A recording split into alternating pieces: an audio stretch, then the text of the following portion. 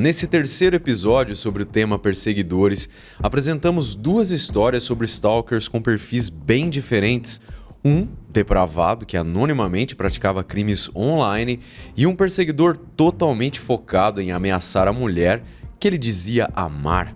Ambos colocando vidas em risco e gerando uma imensa dúvida. Diante as ameaças de um perseguidor, como reagir ou quando buscar socorro?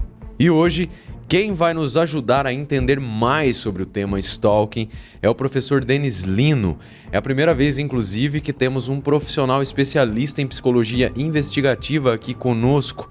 O Denis é psicólogo, especialista em psicologia jurídica e investigação criminal, autor dos livros Criminal Profiling, o perfil criminal, análise do comportamento na investigação criminal, e também Psicologia Investigativa, Teoria e Prática. É isso mesmo, não é, Denis? Isso mesmo, Marcos. Eu sou formado em psicologia, especialista em psicologia jurídica e investigação criminal, tenho mestrado em psicologia investigativa e psicologia forense e agora estou terminando meu doutorado em psicologia pela Universidade Federal de Pernambuco.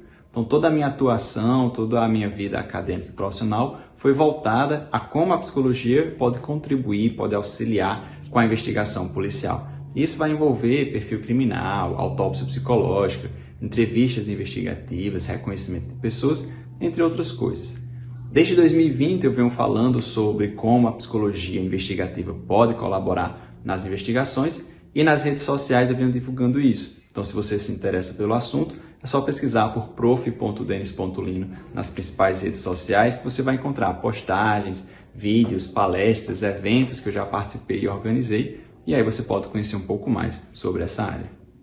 Então, abduzidos, permaneçam aqui com a gente, conectados, juntinhos, que além do relato dos fatos de True Crime, teremos análises pertinentes aos casos. Eu sou o Marcos, sejam todos muito bem-vindos ao Insólito.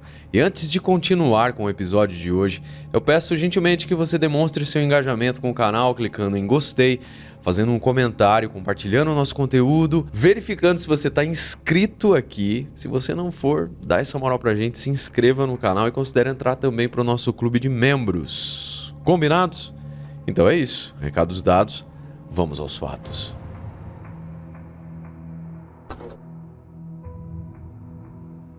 Vishal Vijapura, um sujeito inglês, mas com um nome que soa como indiano, não é?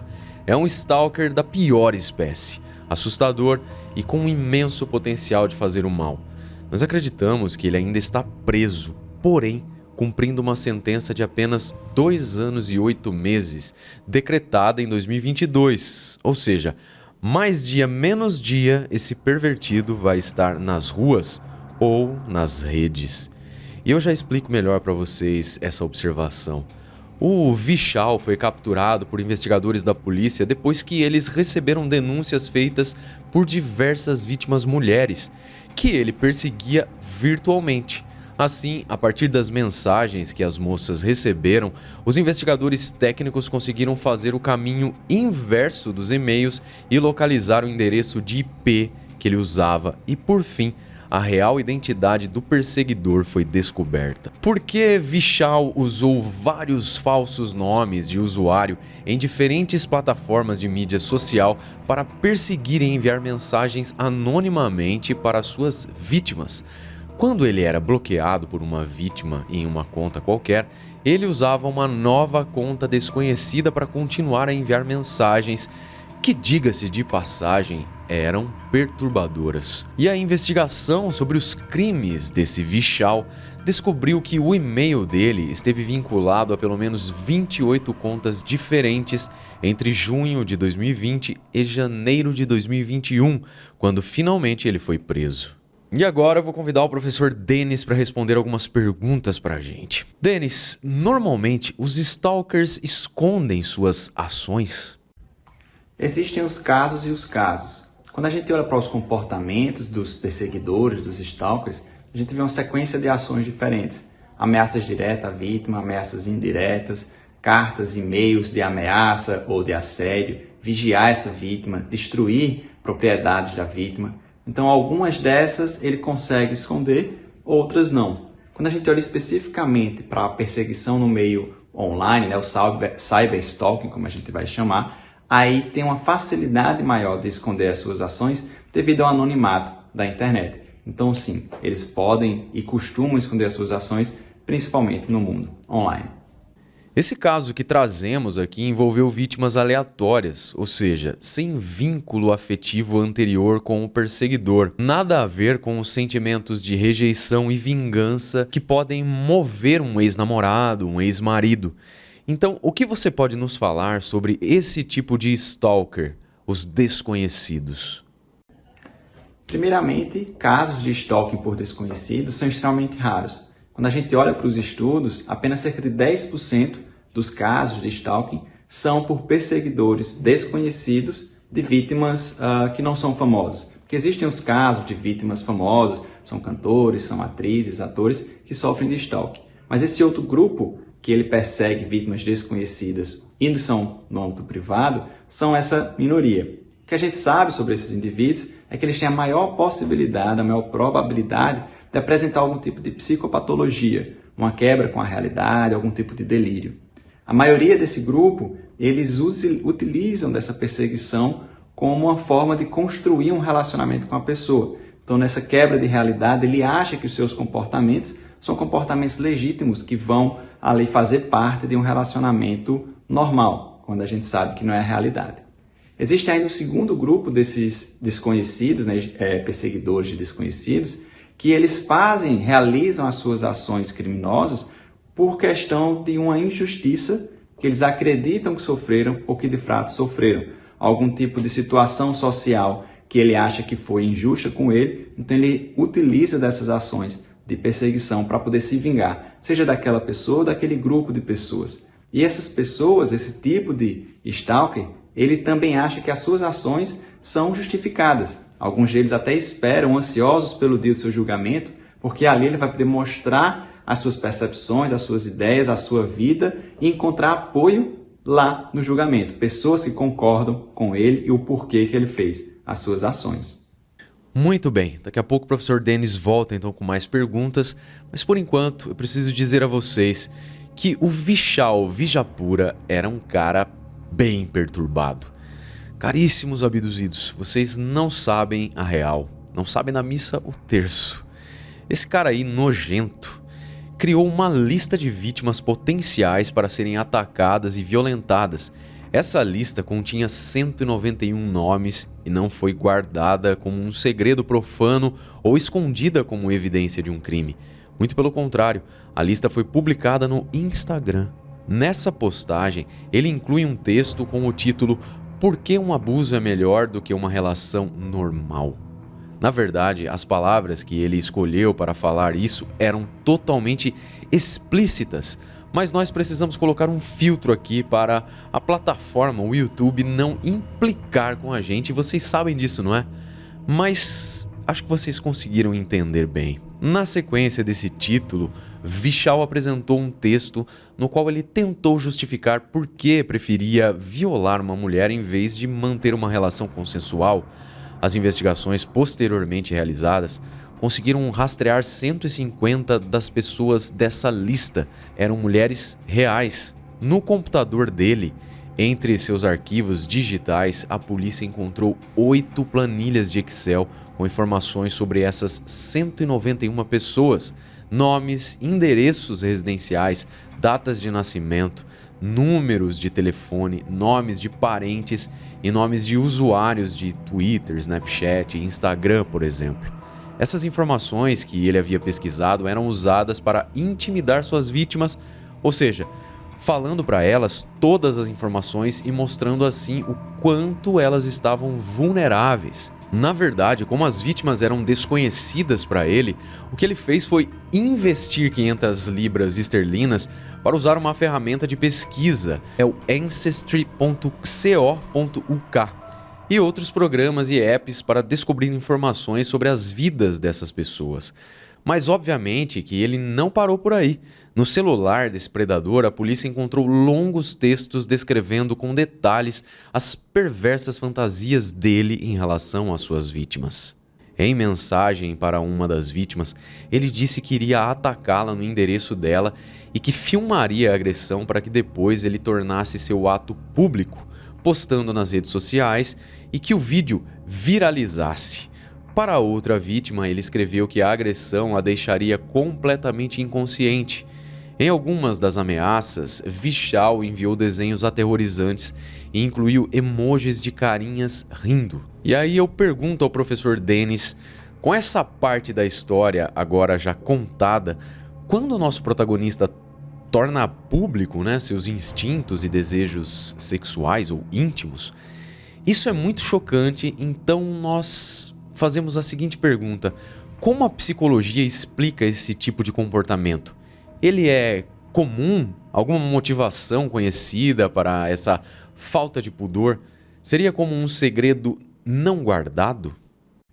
Por mais contraditório que seja, esse não é o primeiro caso que a gente vê de ofensores que divulgam, de alguma forma, hoje na internet, mas antes de outras formas também, a sua intenção de cometer crimes ou então alguma justificativa para a sociedade porque cometeram tais crimes. A gente pega dois casos famosos, como o Unabomber e o caso do ataque terrorista de 2011 na Noruega, foram duas situações em que os ofensores eles lançaram aí algum tipo de manifesto onde eles expunham, eles colocavam ali a sua ideia, as suas opiniões, na tentativa de identificar outras pessoas que pensavam da mesma forma, de justificar os seus atos e seja para mandar uma mensagem ou para encontrar esse seu grupo. Então, esses são alguns dos motivos que podem levar os ofensores a fazer esse tipo de divulgação do que é que lhe motiva a cometer esses crimes.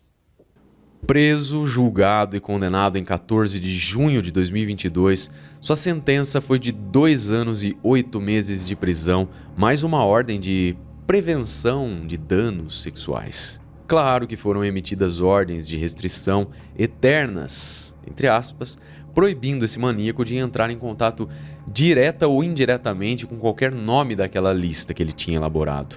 Vishal Vijapura, em uma audiência anterior, já havia se declarado culpado de 7 acusações de perseguição, ou stalker, envolvendo casos de medo de violência física. Obviamente que essa curta detenção dele e as restrições impostas pela justiça não representam nada em termos de segurança para as pessoas que foram ameaçadas por ele. Ninguém vai esquecer a campanha de terror que foi realizada por esse perseguidor e abusador covarde que se escondia atrás do anonimato que a internet torna possível. A polícia inglesa, especializada em crimes virtuais, agradeceu a colaboração das vítimas e disse que foram elas que possibilitaram a prisão desse pervertido. E esse caso nos leva a 3 grandes questões. Vishal seria capaz de cometer os crimes de cunho íntimo sobre os quais ele fantasiava virtualmente? Qual seria o valor justo para a indenização das vítimas? O que ele fará depois que sair da prisão? Na sua opinião, professor Denis, perseguidores que ameaçam suas vítimas online são capazes de agredir fisicamente? Ou seja, ações do universo virtual em algum momento podem ser transportadas para o universo físico? O cyberstalker pode aparecer na porta da vítima? Ou seja, esse comportamento é conhecido, essa progressão, essa evolução? Eu não conheço dados que falam especificamente dessa evolução do comportamento criminoso de cyberstalking. O que a gente sabe é que muitas vezes ele está em conjunto ali com a perseguição no mundo real também. Quando a gente olha para esses casos que são de perseguição no mundo real e não no mundo virtual, a gente tem algumas informações melhores sobre até que ponto esses ofensores chegam a agir fisicamente contra as vítimas. Teve um estudo que analisou mais de 1.000 casos de perseguidores e eles viram que em 46% deles houve algum tipo de violência, seja diretamente contra a vítima, contra alguma coisa da sua vítima, da propriedade que ela tem, ou contra terceiros ligados à vítima, uma motivação ali de atingir a vítima através desse ataque a terceiros. Então, por mais que não seja a regra, era menos da metade do grupo chegou a cometer esse ato de violência, continua sendo um risco sim, continua sendo uma ameaça. E em casos de perseguidores, o que já sabemos em relação às penas de detenção, elas mudam esses indivíduos? Porque são penas não tão longas, não é? Uma vez livres e com acesso às antigas vítimas, muitos reincidem na perseguição. Temos estatísticas sobre isso? Como o crime de stalking ainda é muito recente comparado a outros, os estudos ainda são poucos. O que eu consegui identificar foram alguns desde 2011 até 2019. O que eles encontraram foi o seguinte: de 10 até 50% desses indivíduos vêm a reincidir no crime de stalking especificamente. Então é uma variação muito grande. De toda forma, é como se até metade deles viessem a reincidir no crime de perseguição especificamente. Mas aqui vale um ponto importante. Mais do que a duração da pena que esse indivíduo vai cumprir, é o que é feito durante esse período de ressocialização. Porque se nada é feito sobre o que motivou esse indivíduo a cometer os crimes, é como se nada mudasse até ele voltar à sociedade. Então a gente precisa identificar o que motivou esse indivíduo à realização de um crime, agir sobre isso durante o período de ressocialização, para que de fato a gente tenha resultados positivos de baixa reincidência quando ele for colocado novamente em sociedade.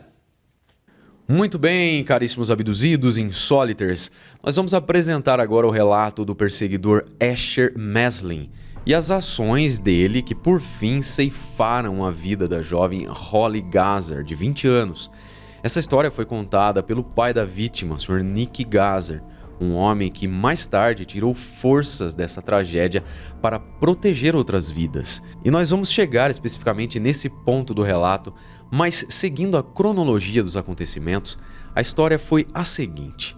Nick Gazer é um ex-jogador profissional de futebol americano, mas depois de ele deixar o futebol por causa de uma lesão no joelho, ele construiu uma próspera carreira em finanças.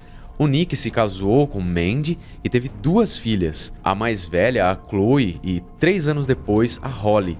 Como pai coruja, ele se recorda de como sempre foi próximo da sua filha Holly, uma garota ativa e esportiva, parecida com ele. Assim, a Holly até a adolescência praticou muitos esportes diferentes, na verdade, tudo o que podia ser feito sob o sol, e nesses treinos, partidas e competições, os pais sempre estiveram presentes.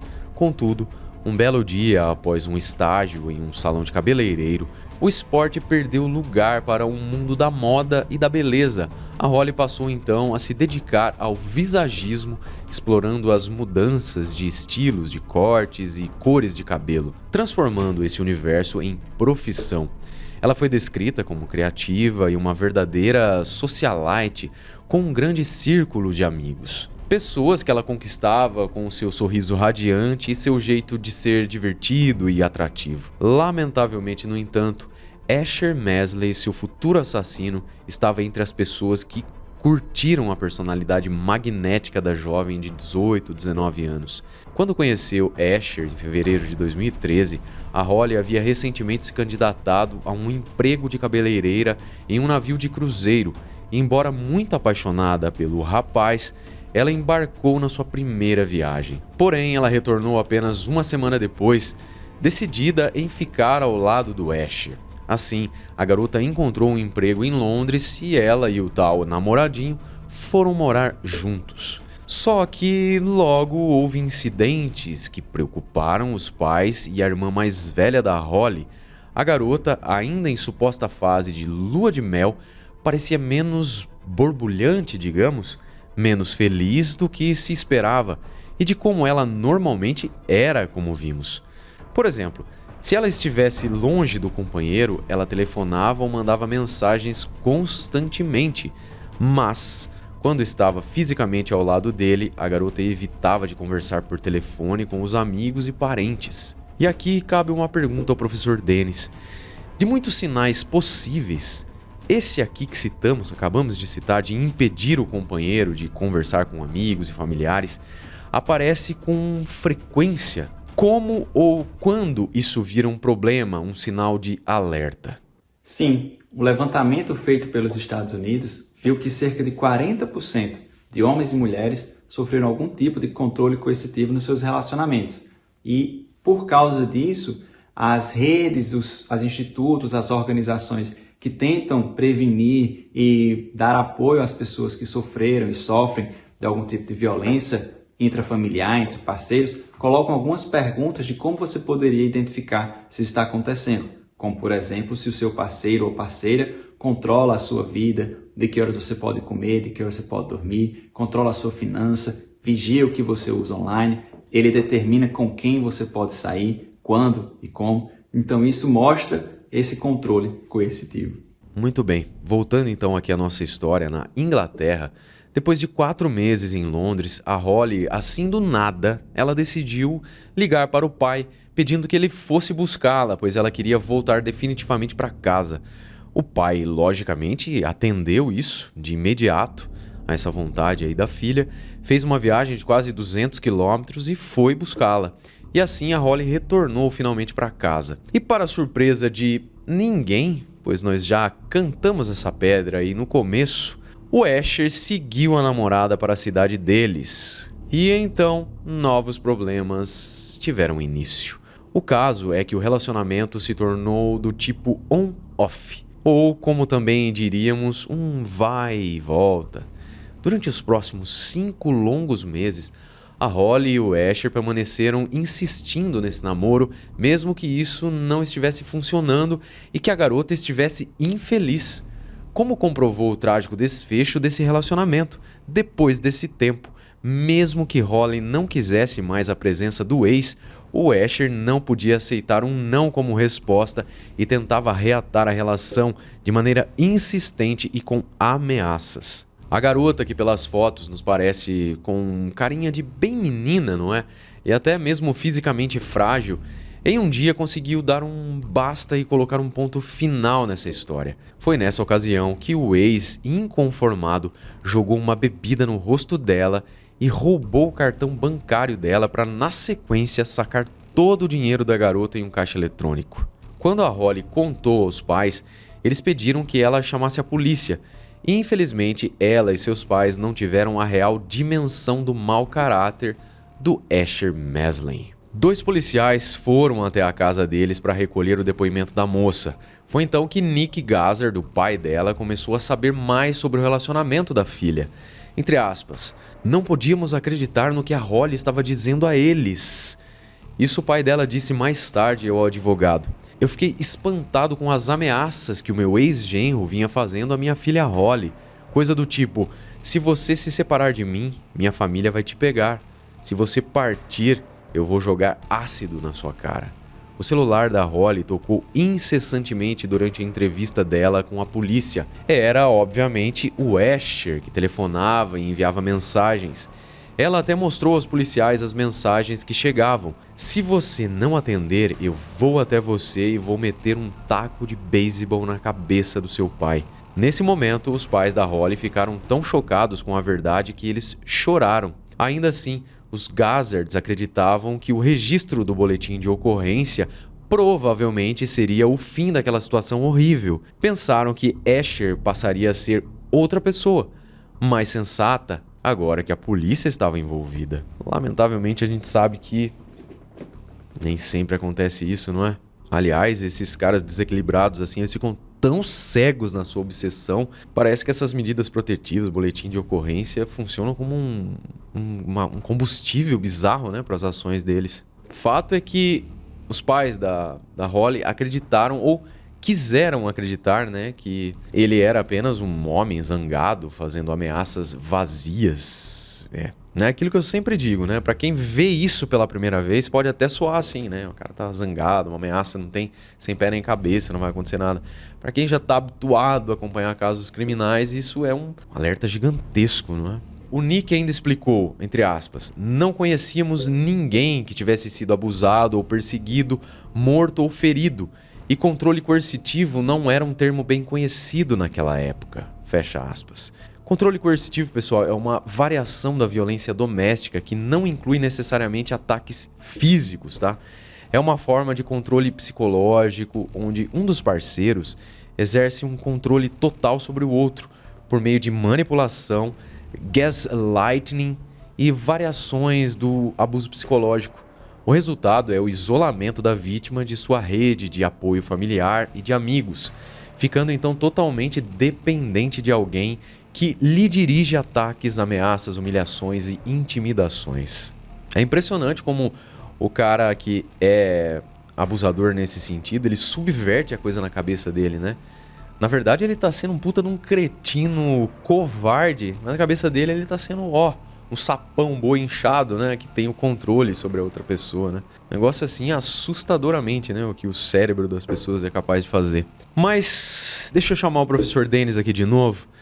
Professor, aqui no canal nós já falamos sobre muitos casos em que esse tal de controle coercitivo esteve muito presente. Então eu pergunto, é possível a vítima sair desse controle? Sair de uma situação assim não é fácil. Cada caso também tem as suas particularidades, que vai envolver o background dos envolvidos, há quanto tempo isso vem ocorrendo, a gravidade dos possíveis crimes que estão acontecendo.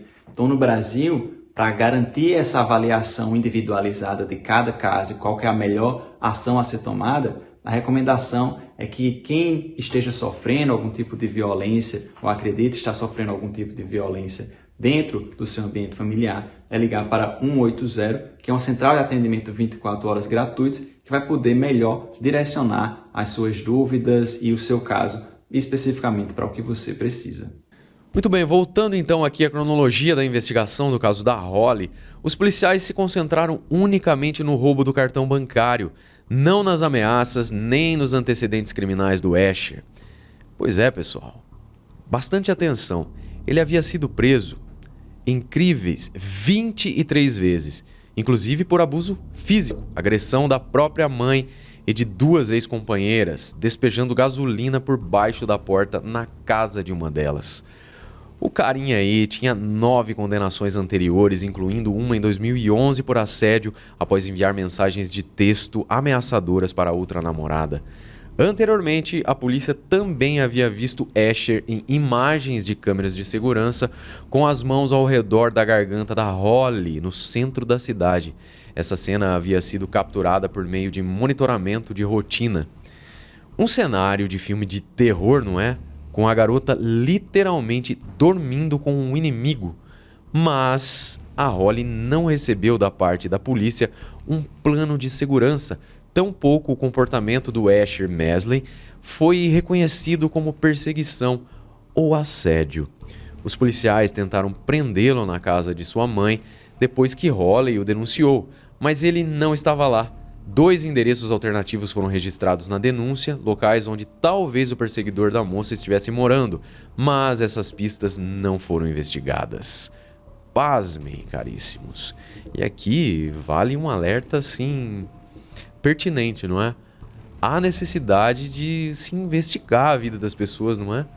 Lamentavelmente a Holly se envolveu com esse cara aí que tinha um histórico berrante, gritante de violência. Um cretino, um otário, um bandido completo que, infelizmente, esses caras têm um poder de manipulação, né? Eles são narcisistas, assim, no sentido de que eles estão sempre certos e eles vão levando, encurralando a pessoa com quem eles estão. Óbvio que no começo eles devem ser extremamente sedutores, né? Como todo bom psicopata. Não falando que é o caso dele, porque eu não sei se tem nenhum laudo nesse sentido, mas eles vão manipulando as pessoas. Depois que eles conseguem conquistar o coração dessa pessoa, que depois vai virar vítima, aí eles passam para esse comportamento abusivo, né? Onde eles nunca estão errados.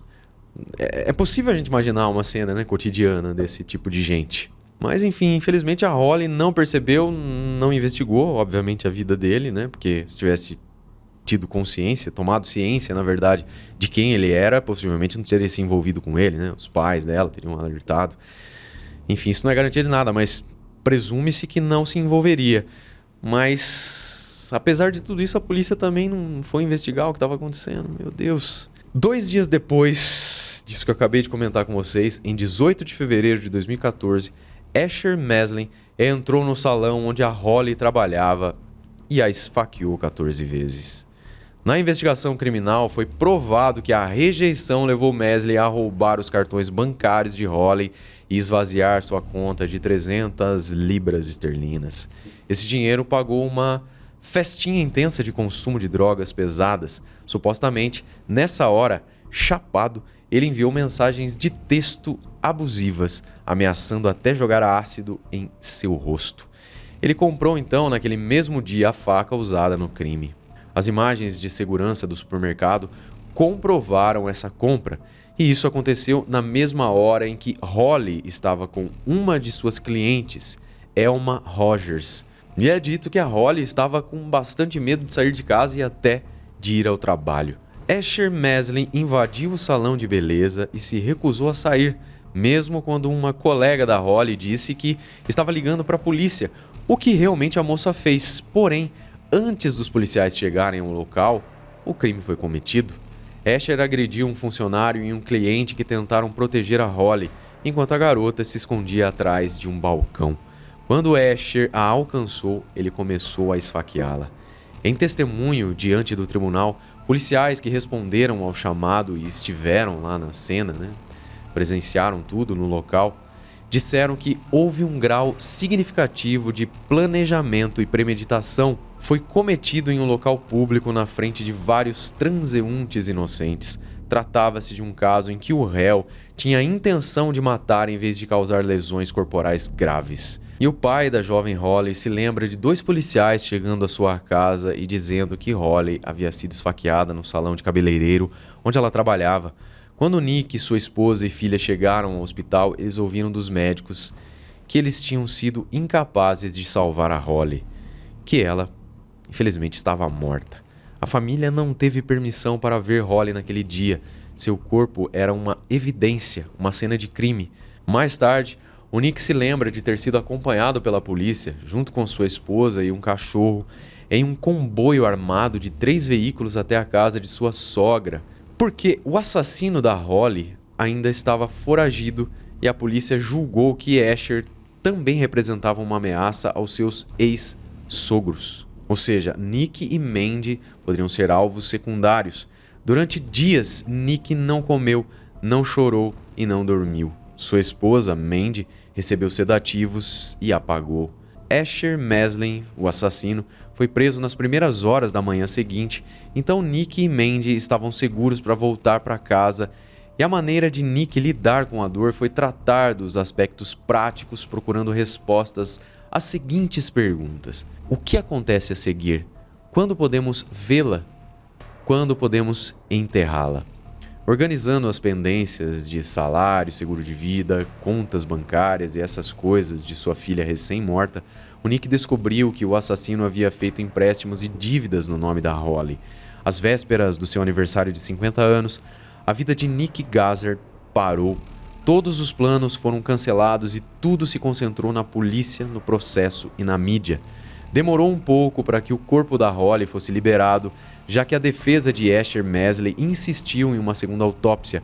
Mesmo na morte, ele ainda tinha esse poder sobre ela, disse o pai Nick. E identificar o corpo da filha no departamento médico legal foi a coisa mais difícil que ele já fez. Entre aspas, você não sabe o que vai ver ou como vai reagir. Só me permitiram tocar na mão dela e estava gelada. Eu só pensei, Holly odeia passar frio. O funeral aconteceu em um dia brilhante de primavera em março, mais de 2 semanas após a morte. É uma coisa muito estranha de se dizer, mas eu gostei do funeral dela, afirmou Nick. A reação do público foi enorme, então tivemos a cerimônia na catedral e 1000 pessoas vieram. Pedimos que usassem cores vivas, pois era isso que a Holly era, brilhante e borbulhante. Lembro-me de estar ao lado do vitral, o sol brilhando, me sentindo tão orgulhoso de Holly e do que ela representava. O Nick traz das suas memórias a seguinte questão: eu me refiro a Holly no passado ou no presente? Agora eu tenho 2 filhas ou apenas uma? Parece bizarro, mas essas são as coisas que passaram pela minha mente, disse o Nick. Então sua rotina passou a ser dedicada ao caso da filha, aprender sobre o abuso doméstico, reconhecer os sinais de perigo e determinar as ações corretas a serem colocadas em prática. Somente 1 mês depois do crime, Nick lançou o site Holly Gazard Trust, o HGT. Atualmente, esse HGT é uma ONG que promove aconselhamento e apoio a vítimas de violência doméstica. No início, Nick arrecadou 20.000 libras e estruturou seu projeto pensando em bolsas de estudo e trabalho conforme suas palavras. Eu disse que não queria que Holly simplesmente desaparecesse. Ela é boa demais para isso. Ajudar outras pessoas era uma coisa prática que eu podia fazer. que estava dentro do meu controle. Mas no luto, durante 2 anos, o Nick se sentia culpado. Ele chegou a dizer: "Eu sou uma pessoa sorridente, mas eu me sinto culpado por rir e até por comer certas coisas que eram as comidas favoritas da Holly. Ela amava fast food, então eu me sentia culpado se eu comesse essas coisas, porque ela não podia mais."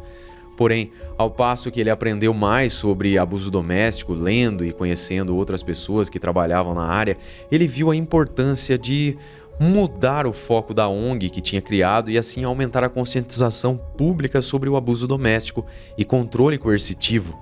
Nick Gazzard passou então a promover discussões sobre o assunto em escolas, faculdades, empresas, forças policiais e outros órgãos públicos. E o Holly Gazzard Trust desenvolveu um aplicativo de segurança pessoal chamado Holly Guard, com mais de 500 mil de downloads. Entre seus muitos recursos está um sistema de alerta discreto, que em uma emergência pode enviar sua localização, bem como um áudio e vídeo ao vivo para o contato escolhido. Dados recolhidos por esse app, o Holly Guard, já foram apresentados como provas em 60 inquéritos policiais. O Nick Gazzard se manteve tão ocupado que nunca parou para lamentar a perda da filha. Além de seu trabalho no HGT, ele retornou em seu emprego anterior em finanças. O motivo da maior felicidade da ONG é ouvir o depoimento de pessoas que saíram de relacionamentos abusivos e tiveram as suas vidas salvas pelo alerta e pelo trabalho deles. Os pais e a irmã da Holly trabalham na ONG, apesar do casamento de Mandy e Nick ter chegado ao fim. Na verdade, anos depois, Nick teve um AVC e precisou reduzir o seu ritmo de trabalho. E nós finalizamos esse relato, o 3º episódio da nossa série Perseguidores, falando que Asher Mesley se declarou culpado de assassinato e agora cumpre pena de prisão perpétua com um mínimo de 24 anos de cumprimento. Mandy, Chloe e Nick estiveram no Tribunal Real de Justiça quando a defesa de Asher perdeu um recurso contra a pena mínima de 24 anos. Para Nick, além das falhas da justiça em relação à sua filha, que não recebeu a devida proteção, a vida do assassino dela também foi marcada por falhas da sociedade. Vejam o raciocínio do Nick. Ele, ou seja, o Asher Mesley, era conhecido da polícia e dos serviços sociais.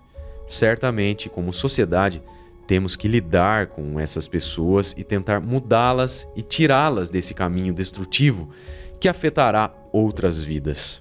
Apesar de ser uma área difícil, um campo minado, são necessárias iniciativas para tratar o problema, pessoa agressora, pois dessa maneira você não terá mais tarde a pessoa vítima.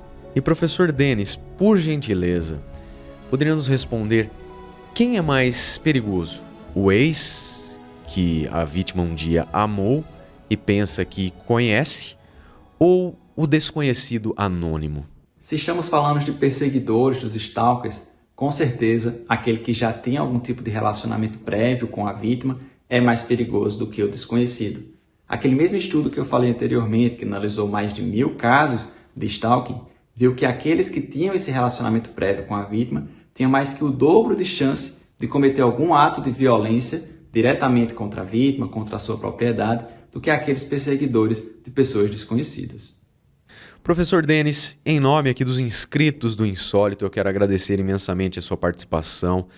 As suas informações foram muito importantes para a construção do episódio de hoje. E olha só, pessoal, mandem suas perguntas aqui no espaço terapêutico dos comentários e quem sabe a gente não faz um novo episódio aqui com o professor Dennis para que ele possa responder a essas questões que vocês vão deixar aí, combinados? Relembrando vocês que os livros do Dennis, que eu mencionei lá no início do episódio, Criminal Profiling e também Investigação Criminal e Psicologia Investigativa, Teoria e Prática, estão disponíveis na plataforma Amazon, entre outras.